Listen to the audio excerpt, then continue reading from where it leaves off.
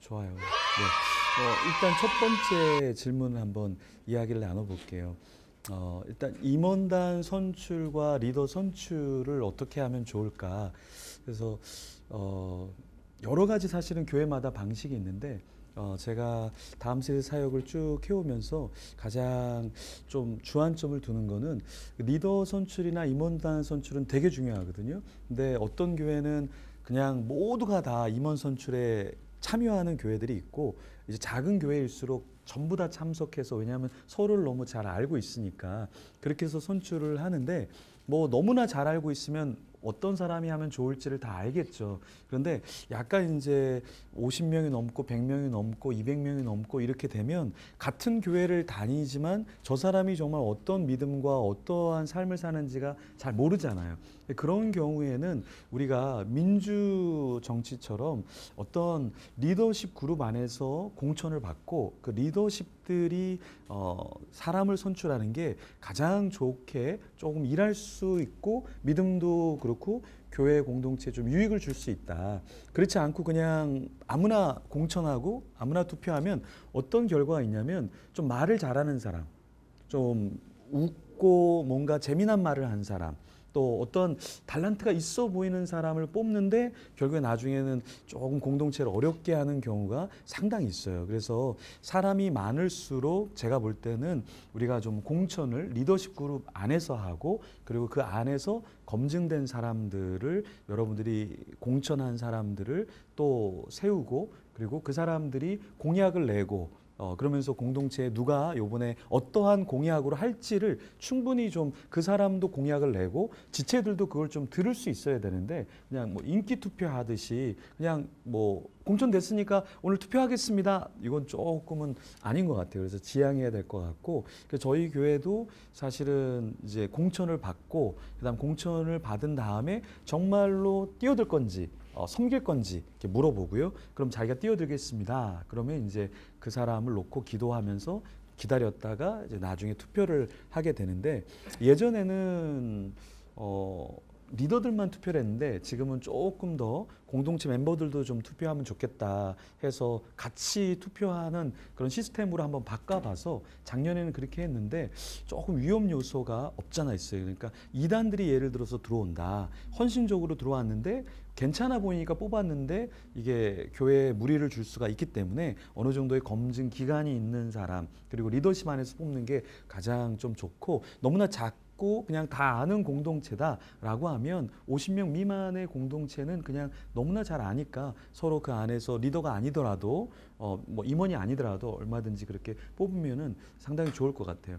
근데 리더를 뽑을 때는 전에 있던 교회도 그렇고 여기도 그렇고 목사님이 생각하는 리더를 뽑을 때는 임원단도 너무나 중요한데 리더를 뽑는 것은 훨씬 더 중요하다. 왜냐하면 임원단은 일반적으로 교회 행사나 일을 하고 전체적인 일을 하는데 행정적인 일이나 행사적인 일을 한다면 이 리더라는 것은 그런 것이 아니라 목양을 하잖아요. 소그룹을 운영하고 신방도 할 수 있고 어떠한 일을 중추적으로 교회의 목회의 일을 전담을 같이 하기 때문에 리더를 뽑을 때는 전에 있던 교회도 사역자들이 한 8명이 있었는데 8명 중에서 목사님들, 전도사님들이 한 명이라도 반대하면 리더를 뽑지 않았어요. 왜 그러냐면 처음에는 제가 목사님이 이제 디렉터니까 이 사람 많이 바뀐 것 같아. 그러니까 이 사람을 우리가 탑 리더로 한번 세워보자 라고 세웠는데 제가 본 것과 다른 사람이 본 것과 많이 달랐어요. 그러니까 저는 괜찮아 보였는데 정말 다른 사람이 노한 이유를 나중에 돼서 알겠더라고요. 그래서 탑 리더뿐만 아니라 부리더 그리고 그냥 리더까지도 누구 하나가 반대하지 않는 사람을 리더로 세운다. 그게 철칙이에요. 그래서 이제 저희도 하반기 이제 끝나고 이제 내년 리더를 세워야 되는데 이 리더를 세울 때 한 명이라도 반대하는 사람을 굳이 세울 이유가 있을까? 예전에 이제 선교 단체 간사님들이 이렇게 전체 모여 있는 그런 모임이 있었는데 이런 리더십 강의, 목회 강의를 하고 쉬는 시간에 한 간사님이 이렇게 찾아왔어요. 캠퍼스에서 간사로 섬기는데 이 사람을 리더로 세워야 될지 말아야 될지 고민입니다. 그래서 제가 바로 얘기했죠. 간사님도 고민하는 그 리더는 리더가 아니라 양육하고 교육해야 할 대상입니다.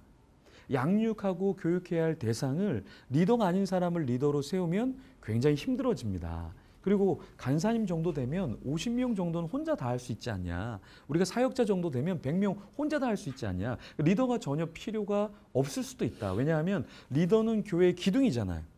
근데 교회의 기둥인데 기둥을 그냥 아무거나 막 세워놔요. 아무거나 막 세워놓고 금이 가 있어요. 그리고 이제 쓰러질 것 같아. 그런데 그 위에다가 또 건물을 세우고 또 그 위에 건물을 세우면 그냥 바람이 불지 않아도 교회 내에 아무런 문제가 없어도 그냥 무너질 수밖에 없다라는 거예요. 그래서 한국 교회의 지금의 문제는 뭐냐? 리더가 아닌 사람들이 리더의 자리에 너무 많이 있다. 임원단이 아닌 사람들이 너무 임원단의 자리에 많이 있으니까 이게 인간적인 계산을 하고 인간적인 어떤 투자 대비 뭔가를 빼내려고 하고 그러니까 이런 것들이 교회적이지 않게 한다. 그래서 우리가 리더와 임원단을 세울 때 이런 원칙을 갖고 리더를 함부로 세우지 않는다. 그래서 기도하면서 세우고 정말 아닌 사람은 우리가 공천도 사실은 좀 조심해야 할 부분이고 그래서 어떻게 하냐면 우리 교육자가 탑 리더를 이렇게 컨택을 해요. 그리고 탑 리더가 이제 리더들을 컨택해서 같이 하자. 그러니까 친한 사람끼리 할 때 조금 친하지 않은 사람하고 그룹핑 하는 것보다 조금 더 활력이 있고 잘 맞을 수가 있어요. 어떤 사람은 둘 다 훌륭한데 서로 맞지 않는 사람을 그냥 마구 배정해 주면 나중에는 정말 성숙한 사람임에도 불구하고 나는 이게 중요하다고 생각하고 저 사람은 저게 중요하다고 생각하니까 다 중요하고 좋은 일을 하는데도 불구하고 잘 맞지가 않더라고요.